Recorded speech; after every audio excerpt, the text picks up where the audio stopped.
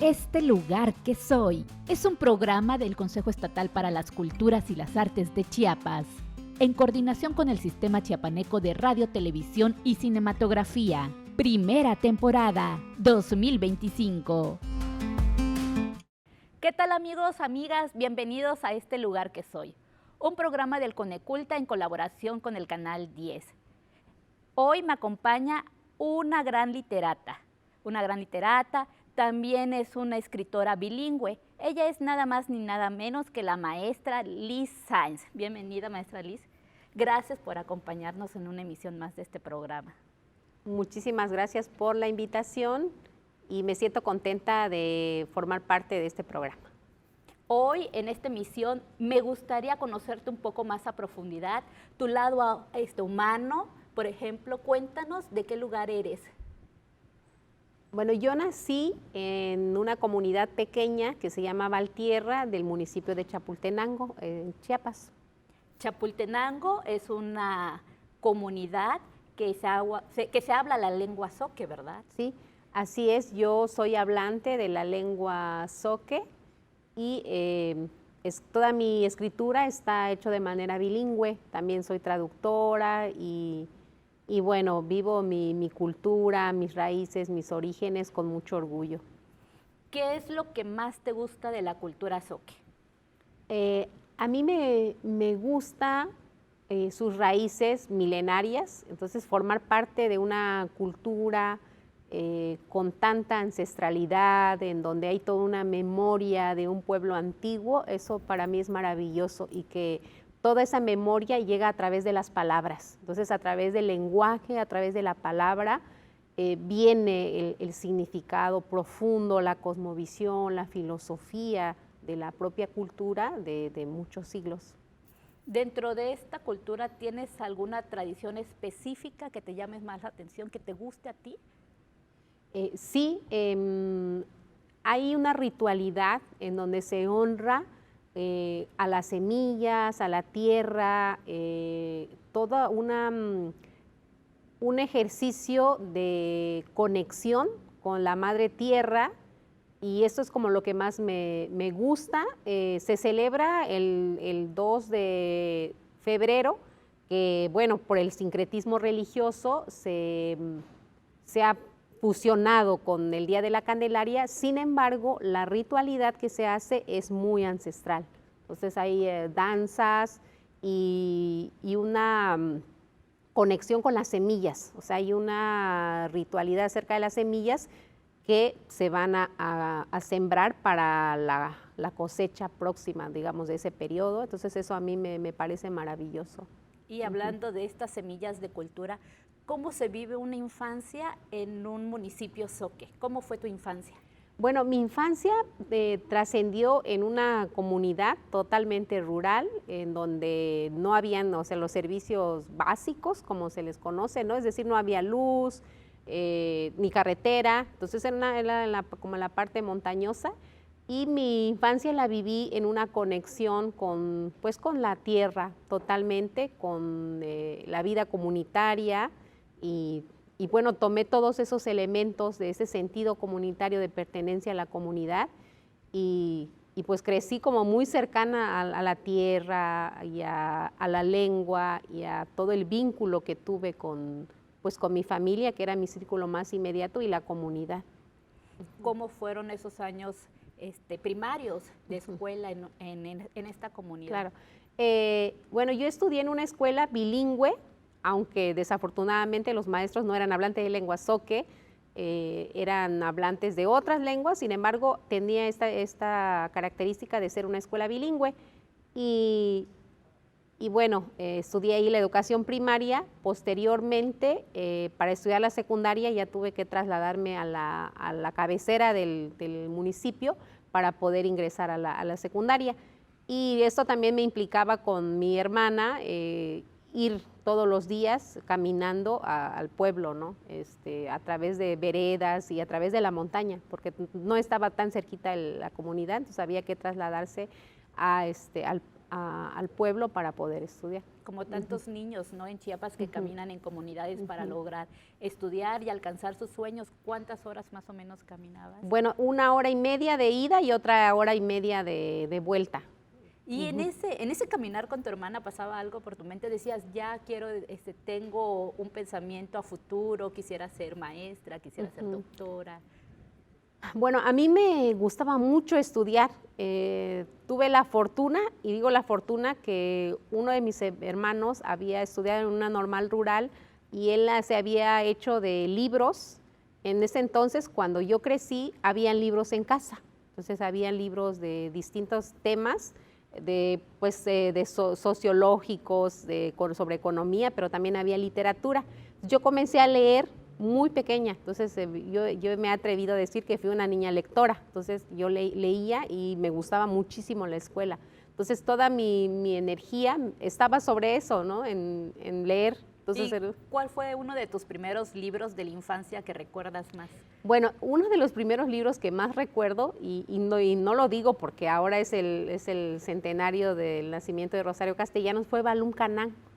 Yo era pequeña, entonces fue uno de los primeros libros que yo leí y además era como muy cercano también a mi contexto, y esto, digamos, quedó como una huella importante en mí. Aparte de, digamos, de los relatos orales que me contaban mi papá, mi mamá, había como toda una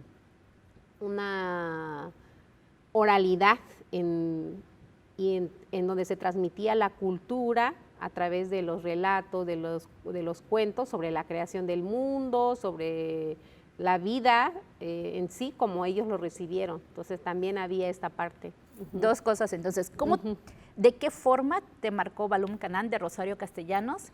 Y si recuerdas algún relato en Zoque que pudieras compartirnos. Bueno, en el caso de Balún Canán, me marcó mucho el personaje de la niña y esta vivencia que tenía en torno a su familia, en torno a su hermano menor que finalmente muere, y esto, ¿no? De cómo en el último capítulo de Balún Canán habla de cómo ella, el personaje que es femenino, que es una niña, va escribiendo el nombre de su hermano, Mario, en las paredes, Mario en todos lados, y yo pensaba en eso, como en esta posibilidad de la memoria. Entonces eso es como el pasaje que más recuerdo de Balún Canán en esos años sobre mi relación con esa lectura. ¿Y algún relato, Zoque, que puedas compartirnos que tenga algún tipo de moraleja? Como el caso de ese que nos relatabas de las semillas, ¿no? Bueno, sí hay un relato que es muy cercano a la comunidad Zoque, pero también a muchas culturas mesoamericanas, y tiene que ver con el cuidado del maíz. Para nosotros, el maíz tiene una energía, es sagrado, porque nos consideramos que venimos del maíz, pero que también es un alimento. Entonces, por lo tanto, es sagrado y tiene una energía.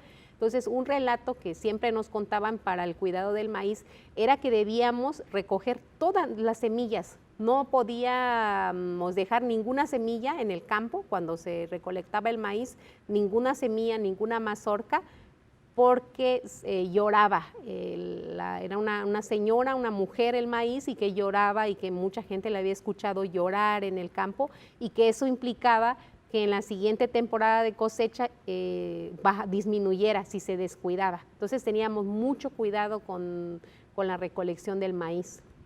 Qué hermosa la cultura Zoque. Y en este trayecto de secundaria, sigues estudiando prepa, la universidad, ¿cómo te formaste en ese círculo? Y aparte, en el momento exacto que dijiste, yo quiero estudiar algo que tenga que ver con las letras. Bueno, estudié la preparatoria y yo seguía leyendo mucho. Entonces, durante esos años de muchos retos, porque sí atravesé por muchos retos para continuar mi escolaridad, no era sencillo, porque también había como esta carencia de la posibilidad de continuar, de pagar los semestres. Entonces obtuve algunas becas y la lectura me sostuvo en esos años. Yo leía en las bibliotecas, por eso es que, digamos, yo digo, no es que las bibliotecas valen mucho, porque hay historias que se conectan con el tema de las bibliotecas. Entonces yo seguía leyendo muchísimo en esos años. Después ya entré a la universidad, yo estudié en la Universidad Pedagógica, era como lo más cercano, era pues ejercer la función docente, y sí, lo ejercí durante un par de años, pero la vida misma y mis propios intereses me fueron llevando pues a la escritura, como a revalorar la escritura en lengua zoque, porque bueno, yo fui escolarizada en español, entonces la escritura en lengua zoque inició ya tarde, ¿no? Porque no hay como una escolarización o una alfabetización en nuestros idiomas, o sea el zoque o las lenguas mayenses, ¿no? Entonces más bien es como un proceso de búsqueda personal y también un proceso de autodidacta de aprender. Ahora hay una normalización en las distintas lenguas y es como aprender todo el proceso de escritura. Entonces eso yo lo hice ya digamos tarde, ya siendo adulta, y después del 2000, yo con mis 2010 aproximadamente, yo empiezo ya como la escritura formal, comienzo a cursar los talleres literarios, ya de formación, ya enfocado a la escritura, para ya ejercer, digamos, esta parte. ¿Tienes algún escritor también de la lengua zoque que admires o que sigas? Bueno, yo he leído muy de cerca a Antonio Gómez González, que es uno de los escritores zoques que participó en la elaboración del alfabeto zoque o la normalización. También está Silvestre, está Jaime, está Miquea Sánchez y otras personas, digamos, que fueron incursionando en la escritura, y a ellos los he leído, ¿no? Amigos y amigas, vamos a una pequeña pausa y regresamos. Recuerde que tenemos de invitada a la maestra Liz Sáenz. Amigos, amigas, seguimos en este lugar que soy, en la compañía de la maestra Liz Sáenz. Hablábamos acerca de la cultura zoque y lo que representa para ella como hablante bilingüe incorporar estos elementos a su escritura. Maestra, ¿cómo logra conjuntar la cultura zoque con sus escritos?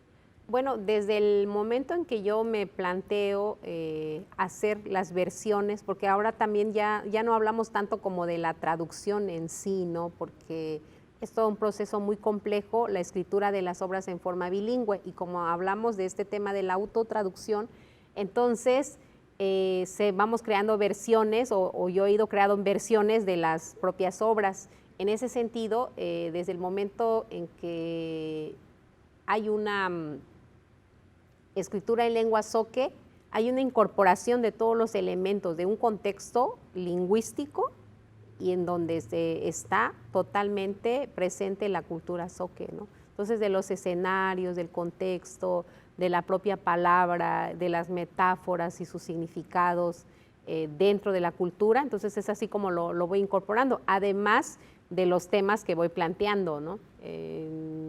¿Temas como cuáles, maestra? Como los temas que voy planteando tienen que ver con lo que conozco, como es, por ejemplo, con la tierra, con la significación de la propia palabra, ¿no?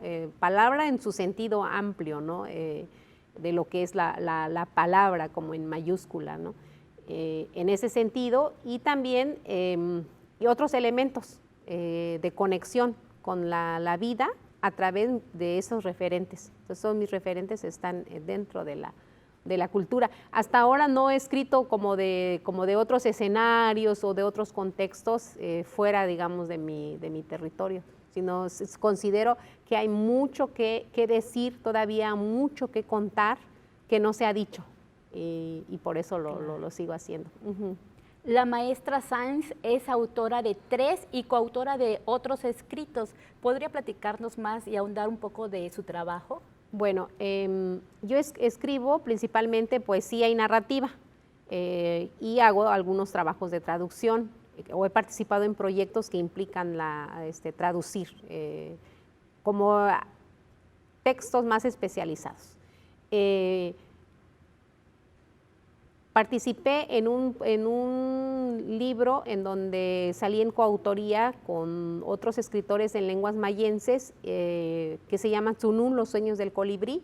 Está enfocado como más a las infancias, es un libro ilustrado y yo tengo ahí una parte importante, ¿no?, en donde hablo acerca de un elemento, hablo de la tierra. El libro está conformado por 4 partes y son de los 4 elementos: agua, aire, tierra y fuego. Y yo abordo toda la parte que tiene que ver con la tierra, entonces le llamo Hunguitznasp, que es arcoíris de tierra. Después hay una antología poética que se llama Anhelo de reposo, en donde ya hago más referencia a el sentido que tiene el lenguaje y la palabra para mí desde la cultura zoque. Y está también mi colaboración en narrativa, en algunas antologías de minificciones, está una colaboración en como la visión del mundo prehispánico en la literatura en México. Entonces aquí hay una serie de participación muy amplia de todo el país, y en una de esas aparecen 2 textos míos. Y en el año 2022 obtuve junto a José Luis Pescador, que es un narrador visual, narrador gráfico, el primer lugar en la convocatoria de cómic en lenguas indígenas nacionales, con una obra que en zoque se titula Jajia Peyek Tejamasango y Soquimo, el día que no amaneció en Zoqui. Y en esta obra lo que yo hago es recuperar la memoria histórica en torno a la erupción del volcán Chichonal, que por cierto recién pasó la conmemoración de sus 43 años, que fue el 28 de marzo que inició la erupción, y la erupción duró 7 días, una semana, ¿no? Digamos que se sigue, en estas fechas estaba todo lo que da la erupción. Entonces aquí hay una visión contada desde mi propia voz, como alguien que pertenece a la cultura, y también de los miembros de la cultura en cómo vivieron este fenómeno natural. Y también está la visión de una niña que hace un símil entre lo que está pasando con la tierra, que es la erupción del volcán, y que tiene la menstruación por primera vez, ¿no? Una adolescente, y cómo ella vive este cambio en su cuerpo, mientras en el exterior está ocurriendo la explosión del volcán. Entonces, ¿qué significó para ti este trabajo? Porque hablábamos de que el cómic es un género que no había sido explotado dentro de las lenguas maternas. Bueno, el INALI es el Instituto Nacional de las Lenguas Indígenas, es el que impulsa este proyecto desde el 2021, emite una convocatoria que, por cierto, ahora está vigente, está abierta la convocatoria para aquellos que quieran postular sus trabajos. Entonces, desde el 2021 ha hecho esfuerzos a nivel nacional para seleccionar obras que un jurado dictaminador de selección determina en este concurso. Entonces, en el 2021 hasta esta fecha ha mantenido vigente una convocatoria en donde se seleccionan tres lugares y bueno, hay todo ahí un esfuerzo. Cuando yo fui a la premiación de este lugar que obtuve, el director del INALI en ese entonces decía, bueno, la parte gráfica no ha sido ajena a los pueblos, ¿no? Podemos ver las pinturas rupestres, podemos ver los códices, entonces hay una expresión humana que es desde la gráfica, y en ese sentido, este esfuerzo de explorar otro tipo de formatos para revitalizar, para hacer vigente las lenguas, me parece fabuloso, ¿no? Que se pueda mostrar así también las lenguas, y que además puede ser un formato muy atractivo para las generaciones, pues las juventudes, las infancias. Entonces es como en esta otra forma de seguir narrando y mantener vigente, ¿no? los temas, los contenidos. Una de las características que tiene esta convocatoria es como tomar elementos que sean propios de la cultura, entonces que se pueda trabajar a través de este género. Y sus formas. Claro, y sus formas, a través pues del cómic, ¿no? Que es como más una narrativa gráfica.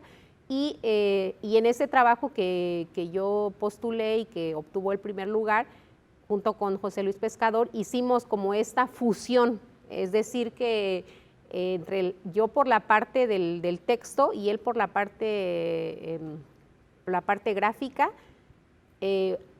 ambas versiones se fusionan, y estos han sido como los comentarios que nos han realizado, que permite, digamos, tener una lectura conjunta de ambos procesos. Entonces, decir que lo gráfico no sería lo mismo sin el texto, y el texto no sería lo mismo sin la parte gráfica. Entonces, ¿cuánto tiempo te llevó ponerte de acuerdo con el ilustrador y tu trabajo para poder compaginar en tiempos y en la línea de la historia? Bueno, aquí ocurrió algo maravilloso, de esas cosas que se dan como de forma sincrónica. Esta historia yo la tenía desde hace muchos años, por supuesto que los personajes y todo ahí, como hay una ficción, basándose en el hecho histórico en sí. Entonces yo ya tenía esta historia, entonces cuando decidimos participar, lo que yo hice fue adaptar, digamos, como el guión, adaptar la historia de tal manera que pudiera leerse como cómic. Y a la par, Pescador iba haciendo los bocetos. Nos intercambiábamos como las apreciaciones, y esto fue muy rápido, nos reunimos incluso pocas veces. O sea, él entró dentro de toda esta historia y la hizo suya. La hizo suya, o sea, se apropió de tal manera que los primeros bocetos yo le hice algunas precisiones sobre la propia cultura, y a la siguiente vuelta ya estaba casi todo, y a la tercera ya, así como que ya está, ¿no? Así fue maravilloso el proceso, de hecho. Quiero comentarle al auditorio que este cómic también lo podemos ver en línea. ¿Cómo podemos buscar el cómic? Lo pueden buscar así, pueden teclear El día que no amaneció en Zoque, está en la plataforma del INALI, del Instituto Nacional de Lenguas Indígenas, o como Liz Sáenz, y ya ahí aparece. El cómic se puede descargar, se puede leer en línea, está de forma libre. Liz, sabemos que vienes preparada para lo que te voy a pedir. ¿Puedes compartirnos alguna lectura de tu trabajo? Sí, claro que sí. Voy a leer un poema que recién también se publicó en la revista Tierra Adentro, en conmemoración al Día Internacional de las Lenguas Maternas. Entonces salió recién el mes pasado, y pues voy a leerlo ahora, ¿no? Sun Yahuba Winangomo. Pangus Hamaomo, Hame Midbuba Orera, Echapaba Angipskuyomo. Sun Yahuba Winangomo, Yaskedba, Pushe Anwit.